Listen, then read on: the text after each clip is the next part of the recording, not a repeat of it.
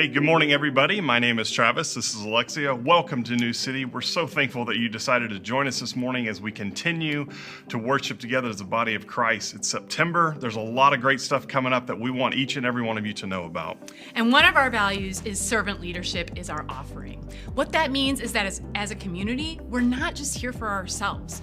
We're not just here to consume. We're here to serve. And so many of you have joined in to serve here at New City in the past, whether in hospitality, production, or NextGen, and we appreciate you. You live a life that says yes to servant leadership.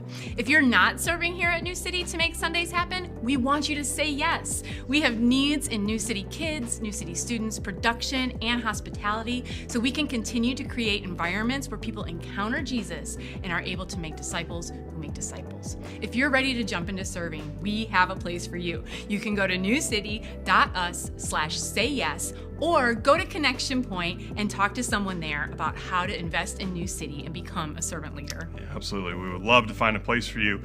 Another place we'd love to find a place for you is in community. One of the things that we also value is getting people connected into groups, and want to let you know about a great event coming up at the end of this month called Group Link. Group Link is essentially kind of like speed dating, but without the awkwardness. It's a chance for you to come and meet some of our leaders, hear about how we do groups. So Sunday, September 26th at 5 o'clock at our South Park location, we're going to have Group Link for this year. Please go to newcity.us/events to find out more. And thank you for being a church that is radically generous. We are so grateful to partner with you to serve people in our city and in our world. As you give today, there's a couple different ways you can do that. You can go to newcity.us/give, you can text to give, or there are boxes outside of our worship center where you can also leave your offering. Let us continue now in our series in Daniel, No Matter What.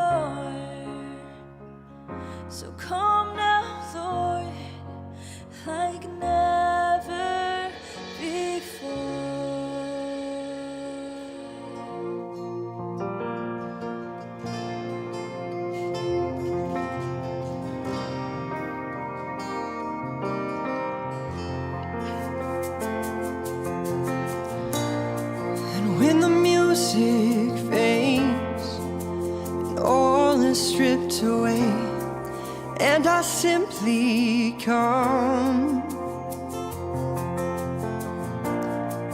longing just to bring something that's a word that will bless your heart. I'll bring you more than a song, for a song in itself is not what you have required. You search much deeper within, through the way things appear. You're looking into my heart, and I'm coming back to the heart of worship, when it's all about you. It's all about you, Jesus. And I'm sorry, Lord, for the thing I made it, when it's all about you. It's all about you, Jesus. It's all about you. Yes, it is. It's all about you.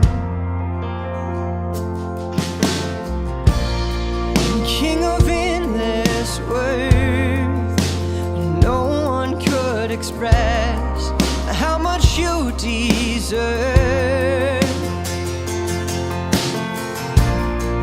Though I'm weak and poor, and all I have is yours, oh, every single breath, I'll bring you more than a song. I'll bring you more than a song, for a song in itself is not what you have required. You search much deeper within, through the way things appear. You're looking into my heart. Yes, you are. Yes, you are. I'm coming back. I'm coming back to the heart of worship, when it's all about you. Oh, it's all about you, Jesus. And I'm sorry, Lord, for all the things I've made it, when it's all about you. It's all about, oh, I'm coming back. Yes, I am. I'm coming back to the heart of worship, when it's all about you. Yes, it's all about you, Jesus. I'm sorry, Lord, for the things I've made it, when it's all about you. It's all about you, Jesus. It's all about you. It's all about you.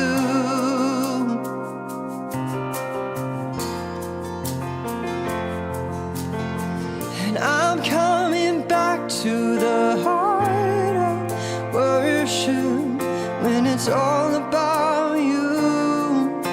It's all about you, Jesus. I'm sorry, Lord, for the thing I made it, when it's all about you. It's all about you, Jesus. Lord, we ask for forgiveness for making worship about our preferences and what we like to hear, the songs we like to sing on a Sunday, or about how we sound. God, it's not about any of that, God. It's not about how we look whenever we worship. It's just about coming to you and asking you, Lord, what is it right now? What do you want from me? And surrendering that without hesitation, God. I pray that you just fix our hearts back into that. Purify our hearts and our desires so that we can just worship purely and worship how you defined in spirit and in truth, God. Thank you so much. In Jesus' name, amen.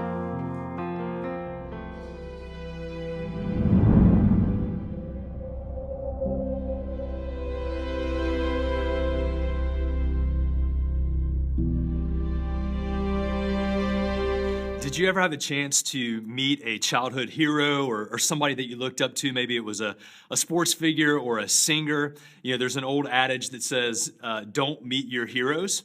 I'll share one story for me. Back in 1988, I grew up in Charlotte. And so in 1988, we got the Charlotte Hornets, and the very first player that was drafted was my favorite player. I won't say his name. You can look it up. But I went down to a sports store to get his autograph, and I brought in a card that I had of his, and got to the table finally in front of him, and shook his hand and said, "Hey, would you sign my card?" And he said, "Oh, I don't sign that kind of card. I only sign this kind of card." And I ended up having to buy that and whatever. And I still loved him, but my image of him went down just a little bit. Has that ever happened to you? Have you ever met somebody that you looked up to, that you really idolized, and when you met them in person, they just didn't quite fit what you had built them out to be? You know, people, oftentimes we make people out to be bigger and stronger and more beautiful than they really are in real life. And the reality is that's not their fault. We like to admire people and cheer people and like people and follow people and purchase, and we obsess oftentimes over an image that's been carefully constructed and crafted for us to follow, or even to worship and to bow down to. But here's the deal, guys. You know, people were meant to worship and not to be worshiped. And so when we build images of people, even childhood heroes and kind of icons, we construct this image of them. Oftentimes when we really see them up close and personal, it's like, man, they're not as tall as I thought they were. They're not as nice as I thought they were. They don't sound as good as I remember. I've constructed this image, and I've built something that I'm following, I'm looking to for worth or for value. Here's the bottom line today as we continue our series on Daniel, and we look at Daniel chapter 3. Just right up front, here's the bottom line. We are image bearers. We're not image builders. We're image bearers and not image builders. God made us to bear his image, to reflect his glory and image to all of creation.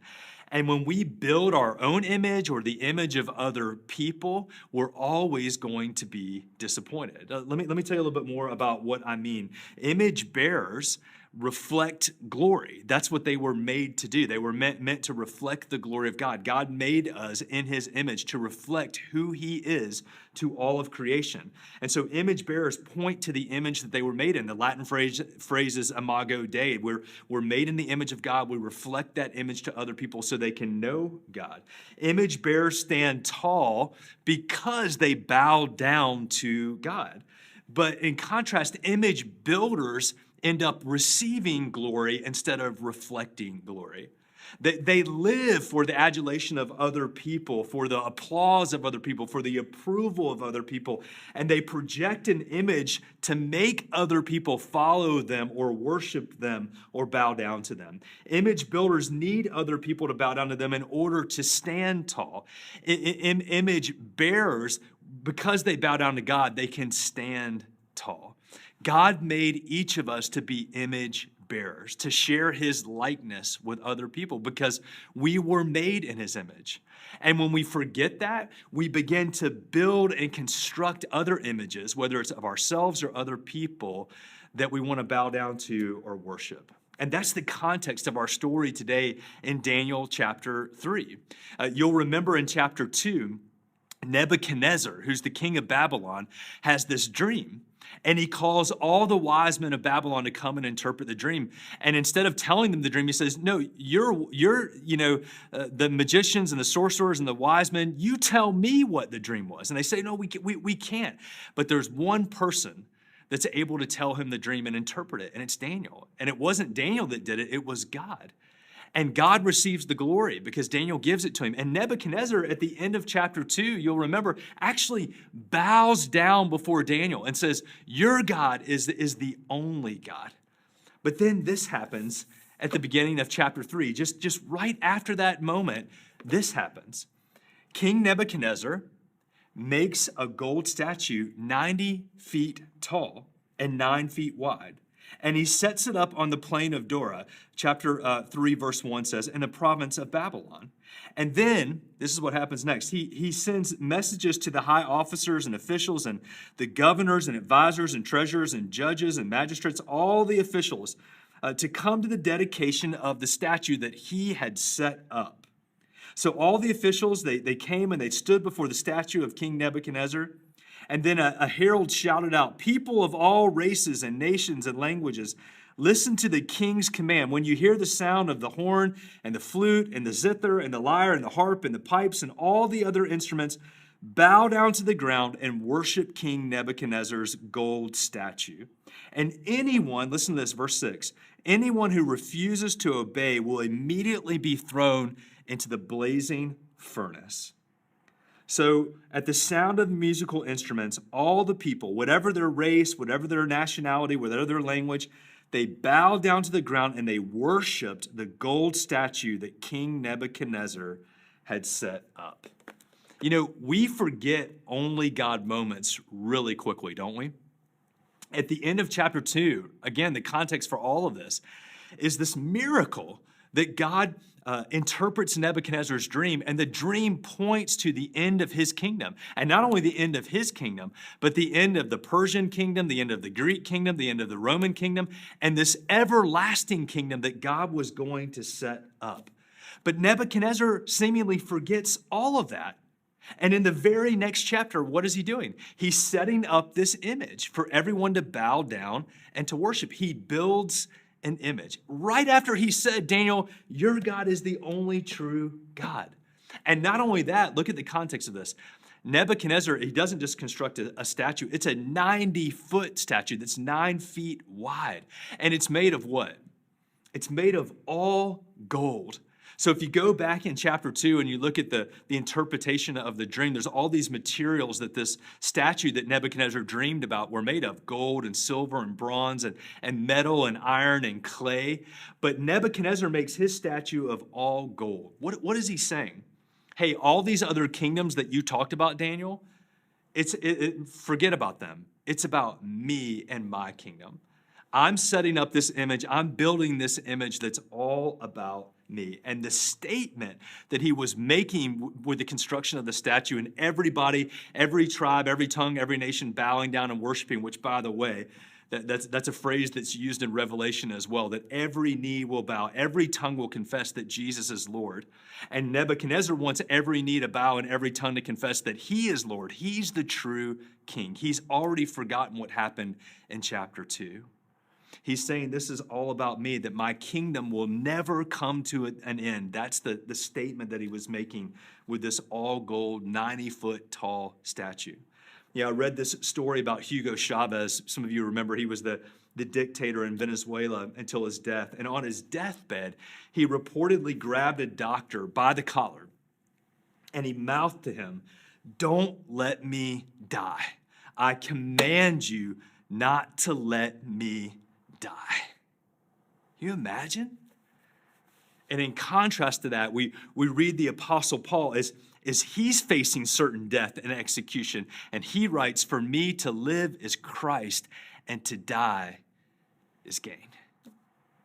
And I think in that contrast between Hugo Chavez and Paul, we see the difference between an image builder who was facing his own mortality and could not come to terms with the fact that he was going to die and his image was going to die. And we see the Apostle Paul saying, hey, for me to live is Christ and to die is gain, because it's not about me.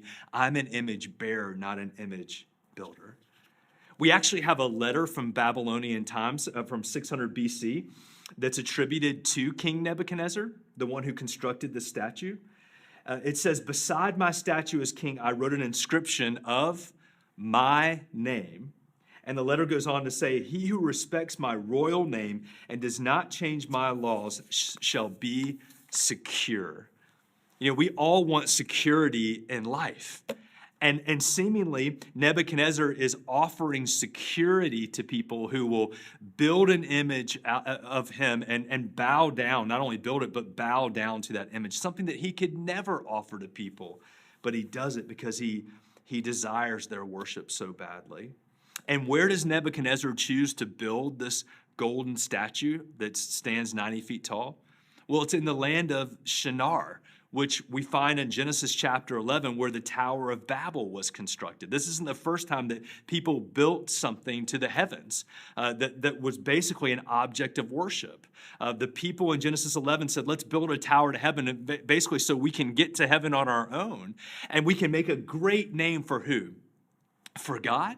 No, we'll make a great name for ourselves, just like Nebuchadnezzar was trying to do. Some things don't change.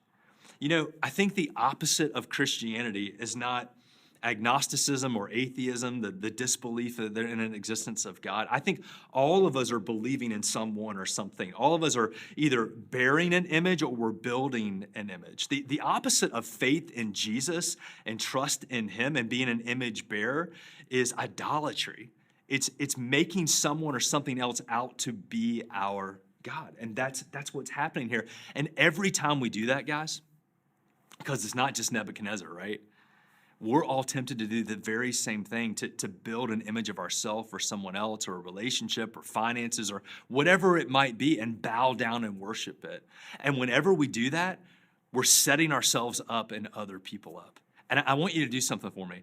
Go and read chapter 3 this week. That's your homework. Go and read Daniel chapter 3. We're just covering the first 7 verses today, and we'll continue next week. But I want you to circle how many times the phrase set up occurs in the chapter, in this story about the golden statue. It's there 6 different times, that phrase set up. Go and find them in your scriptures.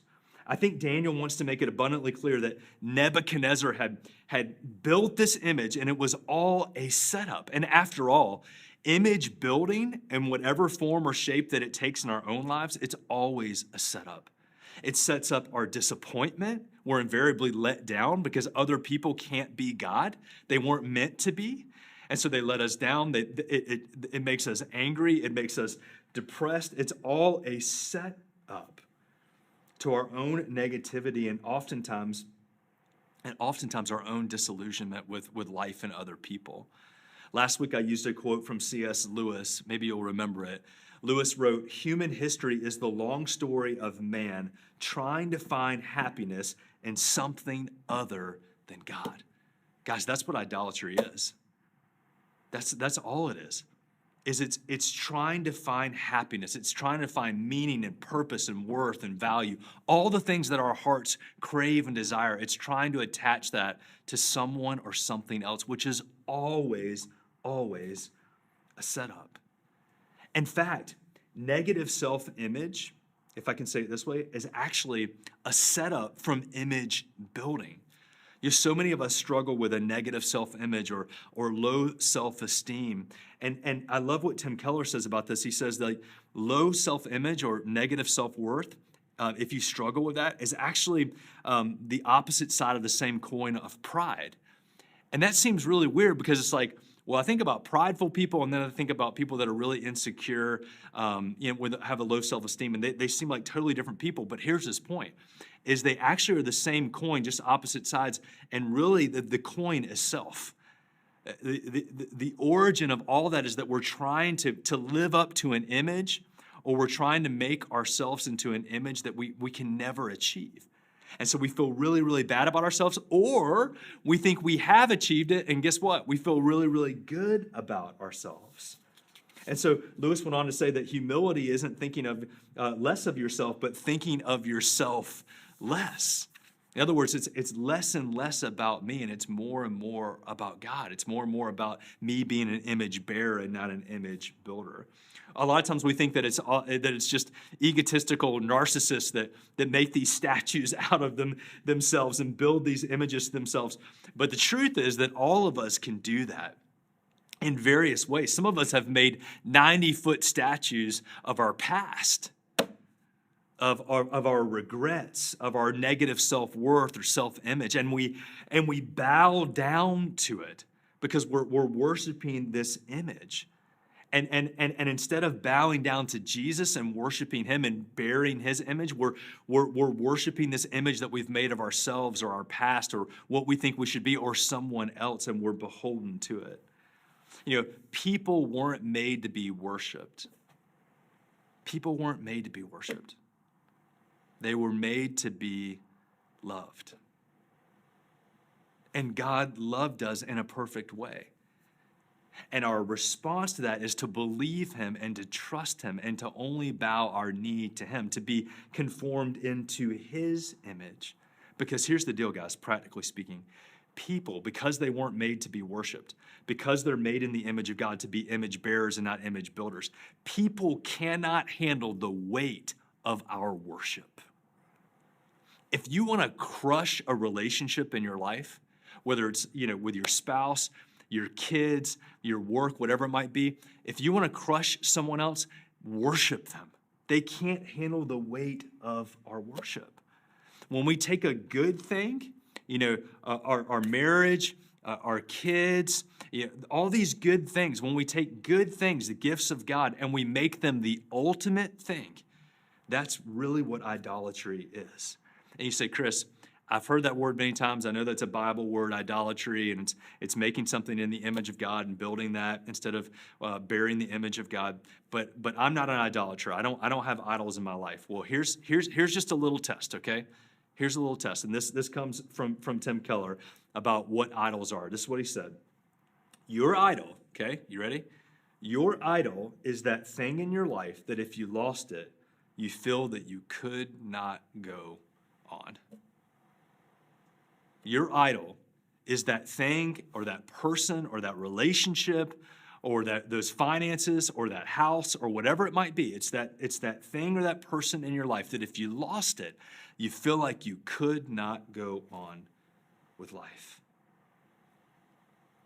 Jesus wants so badly to conform us into his image instead of us just chasing through life trying to conform to someone else's image that they've constructed or an image that we've made of ourselves that we try to achieve in our own merit or our own strength. That's impossible. In fact, Paul wrote it this way in Romans chapter 8, verse 29. This is from the Message. God knew what he was doing. Imagine that. God knew what he was doing from the beginning. He decided from the outset to shape the lives of those who love him along the same lines as the life of his son. And if you go on to read Romans 8 there, Paul says, we were conformed to his image. In other words, we're being molded and shaped and made into the image of Jesus as we love him and we trust him and we worship him instead of being conformed to the image of something else that we've constructed. There's only one name.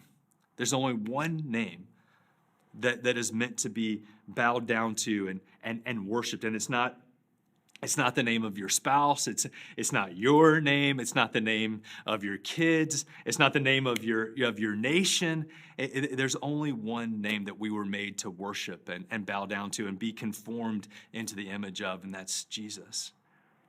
At the end of chapter 2, this dream that's the whole setup, if you will, of the statue being constructed and the image being built that Nebuchadnezzar made. Is the dream talks about these different kingdoms, right? And different parts of the statue represent the different kingdoms. And so there's Babylon, and then there's the Persians, which that must have irritated Nebuchadnezzar to think that there would be another kingdom that came after him. And then there's another one, the Greeks, and then there's the Romans. But then Daniel says this in his interpretation of the dream and his message to Nebuchadnezzar. And this is probably a good place for us to wrap the message today. In chapter 3.